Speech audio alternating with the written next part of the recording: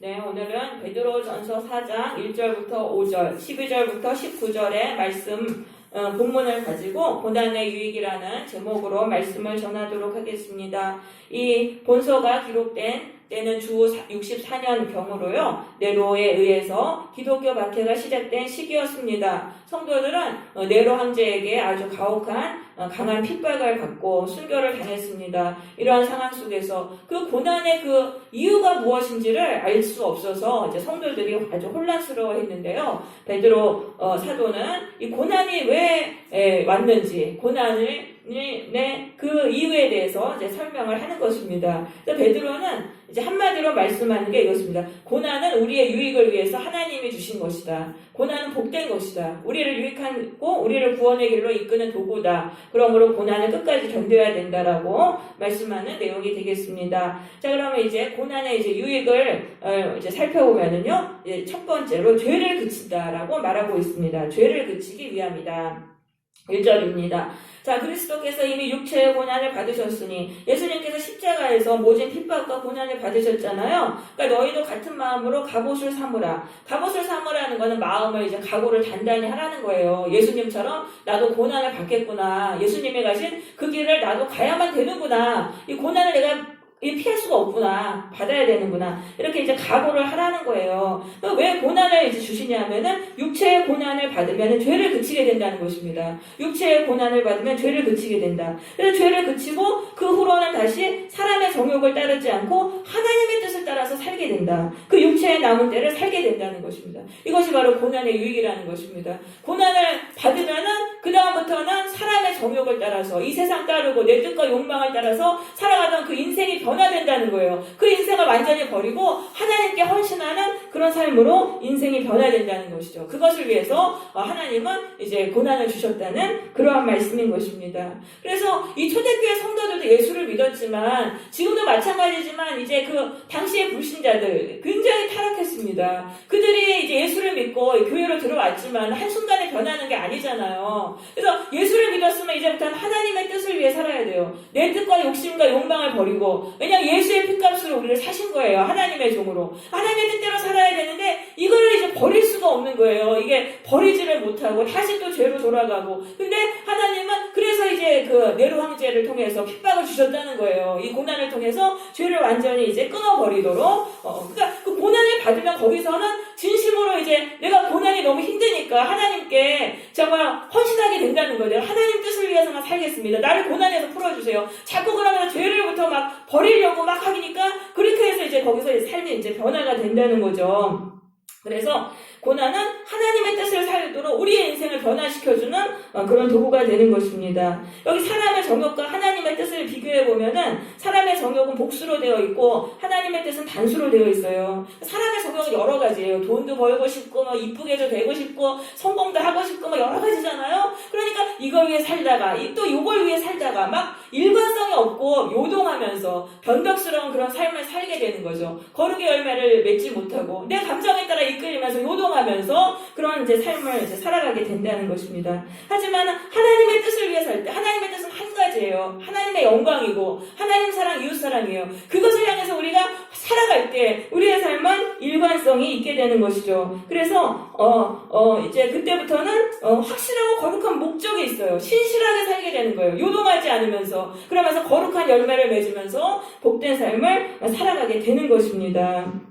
그래서 사람의 정욕을 따라서 살면 헛된 일에 다 낭비예요. 예수를 믿게 해주신 거는 이제 하나님의 신실하심을 따라서 거룩의 열매를 맺으면서 이 땅에 하나님의 나라를 세우면서 살아야 되는데 그 사람의 정욕을 예수를 믿고는 사람의 정욕을 따라 살면 헛된 일에 낭비하면서 요동하면서 막 변덕을 부리면서 그러면서 일관성이 없는 그런 아무런 헛된 일에 낭비하는 인생을 살아가게 되죠. 그러니까 하나님께서는 이제 우리의 삶이 이제 그렇게 살면 안 되니까 고난을 주셔가지고 우리 죄를 버리게 하신다는 거예요. 그래서 고난이 없으면 다 타락해요. 교회를 다녀도 고난이 없으면 편하니까 죄를 끊어버리지 않는 거예요. 세상 즐기면서. 근데 고난을 통과하면 이 고난 속에서 정신 차려. 차리고 철들고 그래서 하나님의 뜻에게 헌신하는 인생으로 인생이 완전히 바뀌게 되는 거죠. 그래서 고난이 없는 게 복이 아니에요. 고난을 통해서 삶이 변하는 게 복입니다. 여러분 젊어 고생은 사서도 한다는 말이 있어요. 우리가 고난을 통해서 내 뜻을 완전히 버리고 하나님의 뜻에 헌신하는 삶으로 인생이 변화되면 엄청난 복을 받습니다. 천국의 복을 누리면서 이렇게 살아가게 되는 것이죠.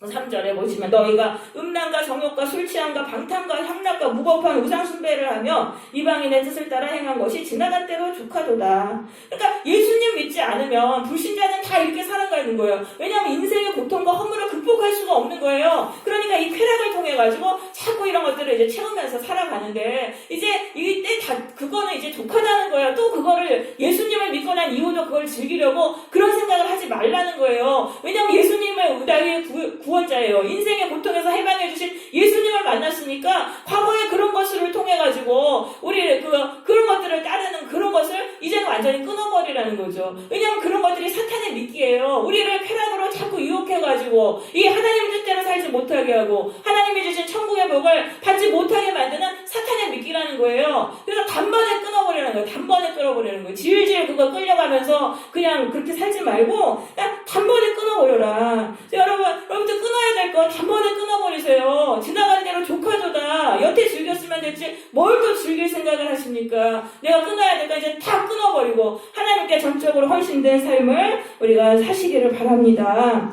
여러분 수십 년 교회 생활 해도요 이렇게 끊어내지 못하고 다니는 사람은 삶이 안 변해요. 그렇지만 몇 년 다녀도 그 짧은 시간 안에서도 하나님께 완전히 헌신해가지고 삶이 완전히 변하고 하나님께 천국의 복을 받으며 살아가는 사람들도 많이 있습니다. 그래서 우리가 이제 완전히 이제 내가 다 즐길 거 다 즐겼다. 또 즐길 생각하지 말고 완전히 이제 끊어버려야 되는 것입니다.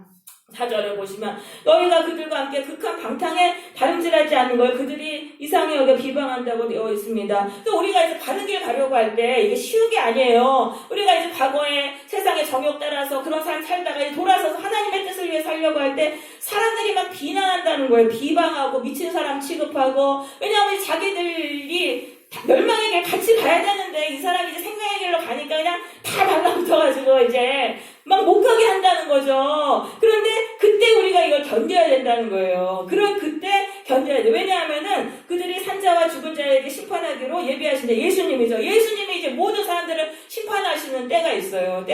그 심판 날에 각 사람의 운명이 생명과 멸망으로 결정이 되는 거예요. 그러니까 우리는 예수님께 구원받아야 되잖아요. 예수님이 우리 오셔서 우리를 각 사람을 심판할 때 나는 구원받아야 되잖아요. 그러니까 아무리 사람들이 비난하고 욕하고 미친 사람 취급하고 세상 따르지 않는다고 왕따한다고 해도 우리는 이 길을 가야 되는 거예요. 그래서 예수님을 따라서 하나님의 우리가 뜻을 따라서 우리는 이제 살아야 된다는 거예요. 그 심판날이 있다는 것을 믿으면서 이 세상의 모든 저항과 반대를 이겨나가면서 우리가 하나님의 뜻을 위해 헌신하는 삶을 살아야 한다는 것이죠. 그래서 우리가 이 예수님을 따르면 사실 이제 고난이 옵니다. 왜냐하면 잘못된 길에서 돌아서서 다른 길로 가려고 할 때 역풍을 맞게 되는 것입니다.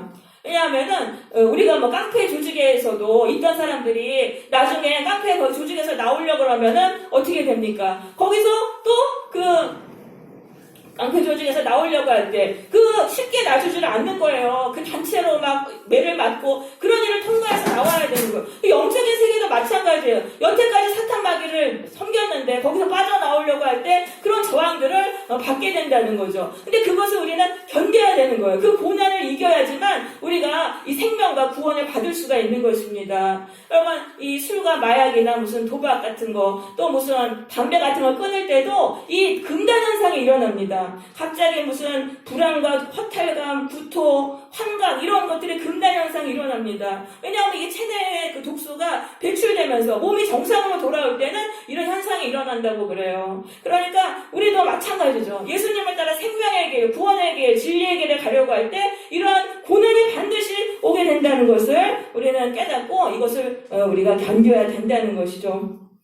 그렇게 해야지. 그래서 이 진리의 길을 가는 길은 쉽지는 않습니다. 이게 눈이 하나뿐인 사람들이 모인 그 마을에서는 눈 두 개인 사람이 이상한 사람 취급받듯이 우리가 진리의 길을 가면서도 많은 비난을 받게 되지만은 우리는 그것들을 우리가 이기면서 이 길만이 생명의 길이고 구원의 길이라는 걸 믿고 예수님만을 따라서 하나님의 뜻을 위해 살아야 돼요. 그래서 성도의 삶을 연어에 비유하는 것입니다. 연어는요 바다에서 살지만 저기 이제 강의 상류에서 태어나요. 그래서 걔네들이 바다에 가서 사는데 산란기가 되면은 이 거센 저항을 뚫고 또 그 강 상류로 올라가는 거예요. 그래서 그 거친 그 파도를 뚫고 그 강의 물살을 떨치고 그 강의 꼭대기로 올라가서 거기서 또 새끼들을 낳습니다. 그게 바로 우리의 삶이라는 거예요. 이 수많은 그 저항과 그 반대를 무릅쓰고 세상 사람은 다 자신의 정욕을 위해서 세상의 정욕을 따라 살지만 크리스찬들, 우리 성도들은 하나님의 뜻을 위해서 살아가는 그런 자들이 우리가 되어야 되는 것입니다. 사람들에게 비난과 미움을 받는다 하더라도 견디면서 하나님의 뜻을 위해서 사시기를 바랍니다. 그럼 그게 다 우리에게 구원받는 그 복으로 우리에게 돌아오는 것입니다. 자, 두 번째 고난의 유익은요, 죄로부터 깨끗하게 하기 위함입니다. 우리를 죄로부터 깨끗하게 하기 위함입니다. 자, 12절에 보면 불시험이라고 그랬어요. 너희를 연단하려고 오는 불시험이다. 자, 우리가 지금 세상의 죄를 끊었어요. 하지만 우리 안에는 과거에 죄로 왜곡된 부분이 있어요. 죄로 삐뚤어지고 왜곡된 부분이 있어요. 예수 믿기 전에 이 세상을 살면서 우리 안에 잘못된 그런 습관들과 죄로 망가진 부분들, 그 부분을 고치시기 위해서 하나님은 이제 불같은 연단을 주신다는 거죠. 자, 금의 순도를 높이기 위해서 그 용광로에 넣지 않습니까? 그럼 거기서 불순물들이 다 녹아서 빠져나와요. 그렇게 해가지고 그 금은 정금이 되는 거죠. 그래서 우리도 마찬가지예요. 우리도 예수를 믿기 전에 이 세상에 살면서 죄로 병들고 왜곡된 부분들이 있어요. 비틀어진 부분들, 그 왜곡된 잘못된 부분들, 그 부분들이 있다면은 하나님이 우리에게 천국의 복을 주셔도 그걸 누릴 수가 없는 거예요. 내 안에 왜곡된 죄악들이 그 천국의 복을 깨뜨려 버리는 거예요. 그러니까 반드시 고침받아야 되는 거예요. 내 안에 잘못되고 삐뚤어진 부분들, 왜곡된 부분들 고침받아야 되는데 이게 고난의 용광로 속에서 녹아진다는 거예요. 그래서 우리는 반듯하게 되고, 그러니까 물론 힘들겠죠. 그 용광로 불 속에 들어간다니 얼마나 힘들어요. 그래서 불에 타는 것 같은 고통이 불시험이라고 하는 거예요. 근데 그걸 견뎌야 되는 거예요. 그냥 나 죽었다 하고 견뎌야 돼요. 거기서 이게 튀어나오면 안 되는 거예요. 고난의 용광로 속에 하나님이 우리를 넣으셔가지고 우리를 반듯하게 만드시거든요. 고난의 불로 우리를 조각을 하시는데 뜨겁다고 힘들다고 막 뛰쳐나오면은 막 이게 터미네이터처럼 되는 거예요. 터미네이터가 막 불에서 나와가지고 막 괴물이 되잖아요. 더 괴상한 사람이 되는 거예요. 그래서 튀어나오면 안 되고 끝까지 견뎌야 되는 거예요. 끝까지 견뎌야 돼요. 왜냐하면 거기서 또 뛰쳐나오면 하나님은요 또다시 넣으세요. 고난의 영광을 또다시 넣으셔서 처음부터 또 고난 받아야 되잖아요. 그러니까 우리가 고난의 영광을 쓰면서 그냥 나 죽었다 하고 끝까지 견디세요. 끝까지 견디시면은 그 고난을 통해서 내 안에 삐뚤어지고 왜곡되고 잘못된 부분들이 다 고침을 받게 돼 있어요. 그렇게 해서 우리는 복을 받습니다.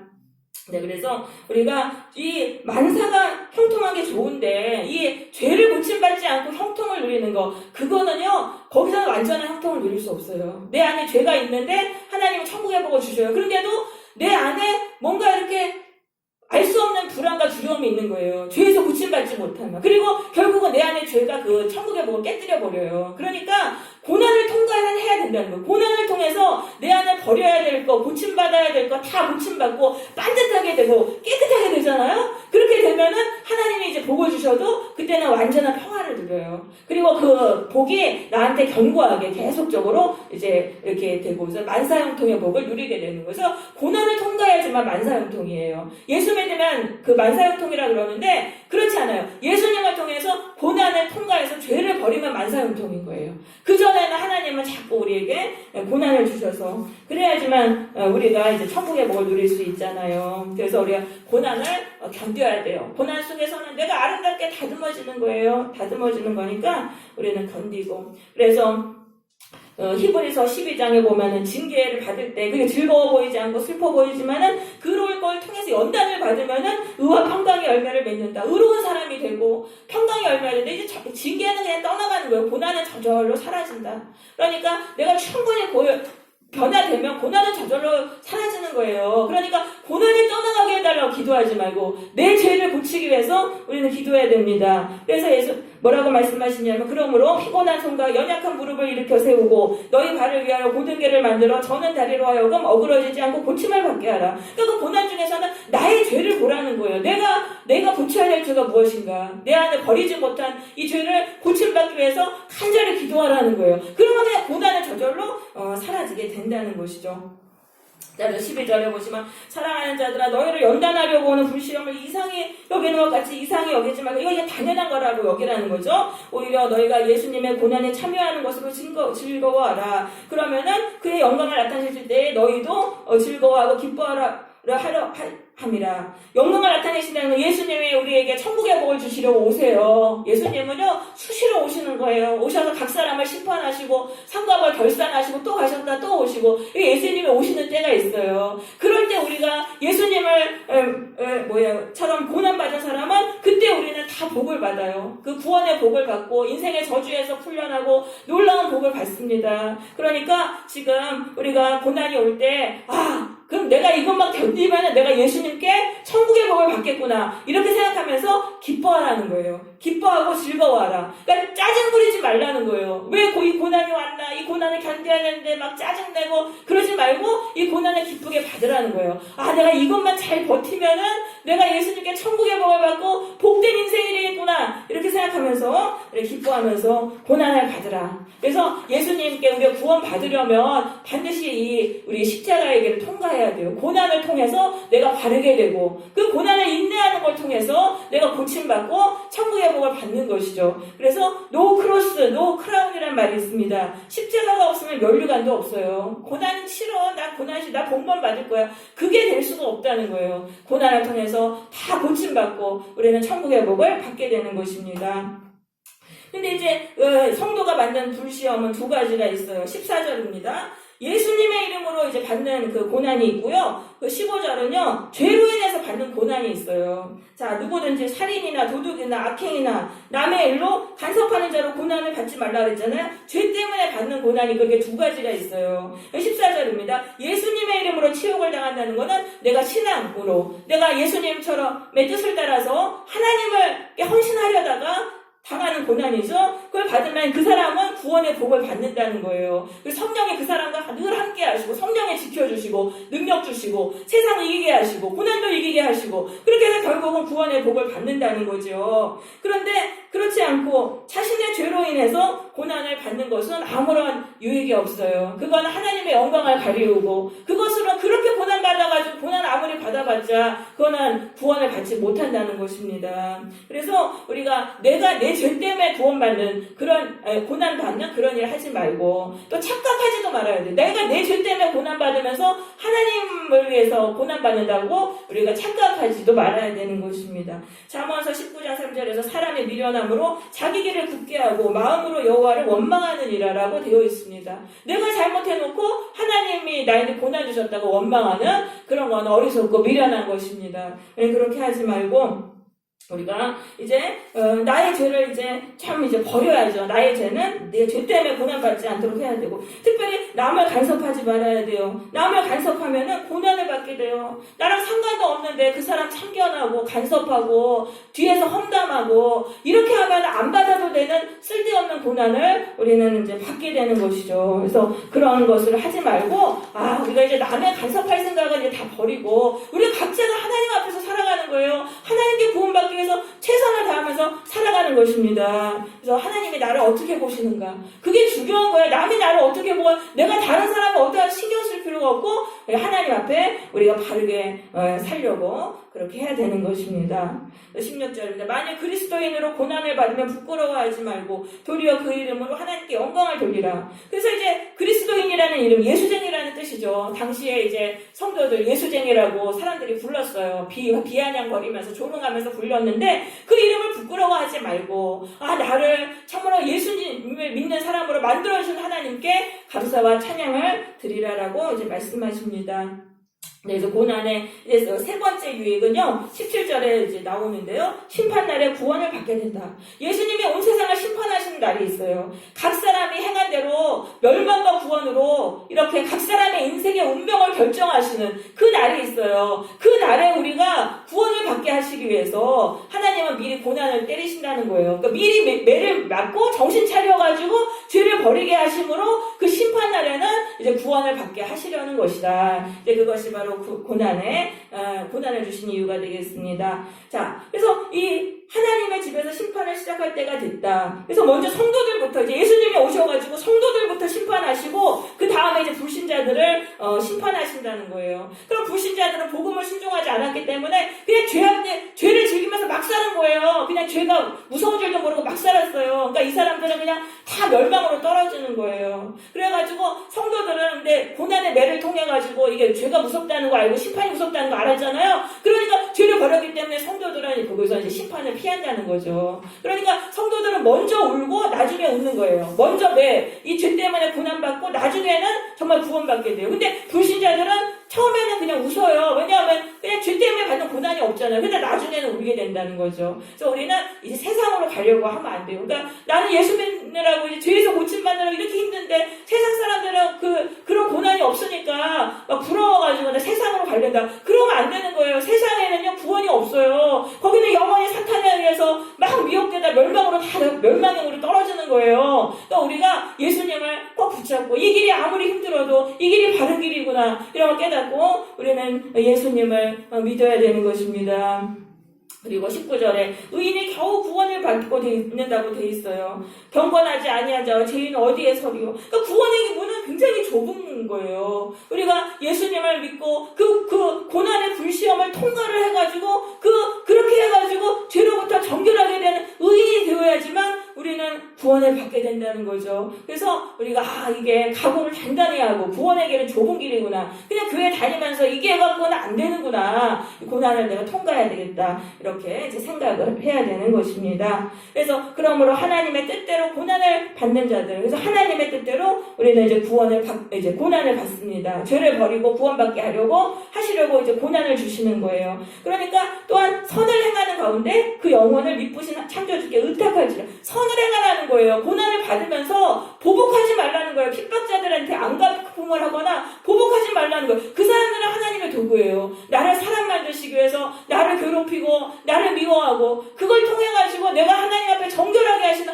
하나님의 도구니까 사람을 미워하지 말라는 거예요. 사람에게 악을 악으로 갚지 말고 선으로 갚으라. 선으로 악을 이겨라. 선을 행하라고 하시면서 또 그 영혼을 미쁘시는 창조주께 의탁할지니라. 하나님께 기도하라는 거예요. 고난 속에서 하나님 저를 정말 바른 길로 이끌어주세요. 구원해주세요. 그렇게 기도하라는 거고 또 다른 말로는 그 고난을 순순히 받으라는 거예요. 하나님이 나의 구원을 위해 주신 거니까 그 고난을 그냥 순순히 받으라. 예수님이 십자가에서 십자가의 고난을 순순히 받으셨잖아요. 그리고 내 영혼을 하나님께 부탁하나이다 하셨던 것처럼 우리도 그 고난이 왔을 때 고난을 피하려고 하지 말고 순순히 받아야 된다. 그러면 우리가 결국은 그 고난을 통해서 구원받는 거예요. 그런데 이스라엘 백성들은 그렇게 하지 않았습니다. 출애굽해가지고 광야를 지나가지고 이제 가나안 땅으로 가는데 가나안 족속들하고 싸우라고 하셨잖아요. 근데 그게 이제 고난이에요, 그들에게. 근데 그걸 안 하겠다고 두려움에 휩싸여가지고 거기서 회피하고 막 안 하겠다고 하니까 이 38년 동안 광야에서 헤맸잖아요. 그러니까 우리는 고난을 회피하면 안 돼요.